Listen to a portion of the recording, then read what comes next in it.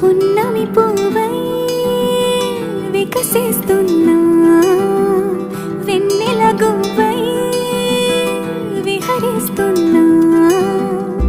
అరమరికలు మరచి తెరమరుగుల చెరలను విడిచి అదునిది అని తలచి అదు పెరుగని మురిపెము పిలిచి మధుర భావనల సుదల వాహినిగా ఎగసిన హృదయముతో